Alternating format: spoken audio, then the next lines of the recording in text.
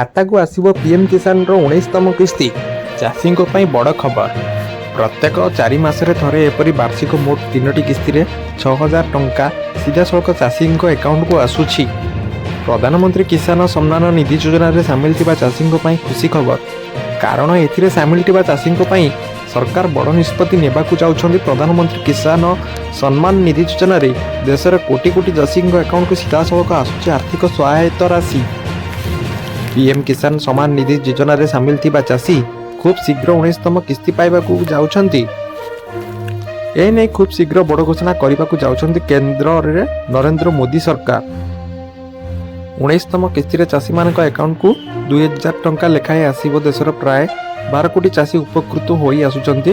ପ୍ରତ୍ୟେକ କିସ୍ତିରେ ଚାଷୀଙ୍କ ଆକାଉଣ୍ଟକୁ ଟଙ୍କା ଆସୁଛି ଆଉ ଆର୍ଥିକ ସହାୟତା ପାଇଁ ଖୁସି ବ୍ୟକ୍ତି କରୁଛନ୍ତି ଚାଷୀ। ଖୁବ୍ ଶୀଘ୍ର 19ତମ କିସ୍ତିକୁ ନେଇ ବଡ଼ ଅପଡେଟ୍ ଦେବେ କେନ୍ଦ୍ର ସରକାର।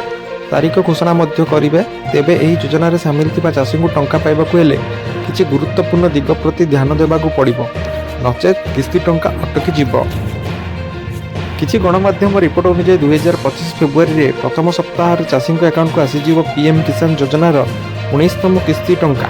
ଚାଷୀଙ୍କ ଆକାଉଣ୍ଟକୁ ପିଏମ୍ କିଷାନ ଯୋଜନାରେ ମିଳୁଥିବା 2,000 ଟଙ୍କା ଆସିବ, କିନ୍ତୁ ଏନେଇ ସରକାରୀ ସ୍ତରରେ କୌଣସି ଘୋଷଣା କରାଯାଇ ନାହିଁ।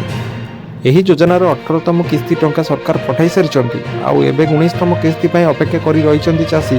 ଆଉ ଚାଷୀଙ୍କ ଅପେକ୍ଷାରେ ଶେଷ ହେବାକୁ ଯାଉଛି। 2025 ଫେବୃଆରୀର ମାସ ପ୍ରଥମ ସପ୍ତାହରେ ଆକାଉଣ୍ଟକୁ କିସ୍ତି ଟଙ୍କା ଆସିବାର ସମ୍ଭାବନା ଅଧିକ ରହିଛି। ତେବେ ପରବର୍ତ୍ତୀ କିସ୍ତି ରାଶି ପାଇବାକୁ ଚାହୁଁଥିଲେ କିଛି ଗୁରୁତ୍ୱପୂର୍ଣ୍ଣ ଦିଗ ପ୍ରତି ବିଶେଷ ଦୃଷ୍ଟି ଦେବାକୁ ପଡ଼ିବ। ଏଥିପ୍ରଥମେ ସର୍ବପ୍ରଥମେ ଚାଷୀଙ୍କୁ KYC କରିବାକୁ ପଡ଼ିବ। ଏତଦ୍ବ୍ୟତୀତ ବ୍ୟାଙ୍କ ଆକାଉଣ୍ଟରେ ଯେଉଁଥିରେ ପିଏମ୍ କିଷାନ ଟଙ୍କା ଆସୁଛି ତାହା ଆଧାର କାର୍ଡ଼ ସହିତ ଲିଙ୍କ ଥିବା ଆବଶ୍ୟକ। ଯଦି ଆପଣଙ୍କର KYC କିମ୍ବା ଆକାଉଣ୍ଟ ସହ ଆଧାର କାର୍ଡ଼ ଲିଙ୍କ କରିନାହାନ୍ତି ତେବେ 19ତମ କିସ୍ତି ଆସିନପାରେ। ତେଣୁ KYC କରିବା ବାଧ୍ୟତାମୂଳକ କରାଯାଇଛି। ପରବର୍ତ୍ତୀ ଖବର, ପୋଷ୍ଟାଲ ସ୍କିମ୍ ନିବେଶକଙ୍କ ପାଇଁ ବଡ଼ ଖବର। ମାତ୍ର ଏତିକି ଦିନରେ ପଇସା ଡବଲ। ଭବିଷ୍ୟତ ସୁରକ୍ଷିତ ରଖିବାର ପ୍ରତ୍ୟେକ ବ୍ୟକ୍ତି ନିବେଶ କରିବାକୁ ମନ ବଳାଇ ଥାନ୍ତି।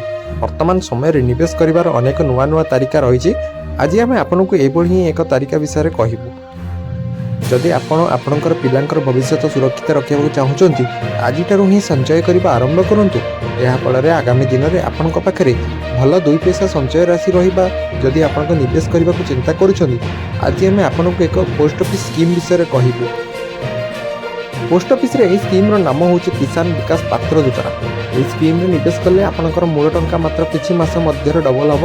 ପୋଷ୍ଟ ଅଫିସରେ ଏହି ସ୍କିମ୍ ଦେଶର ଅନେକ ନାଗରିକ ନିବେଶ କରୁଛନ୍ତି।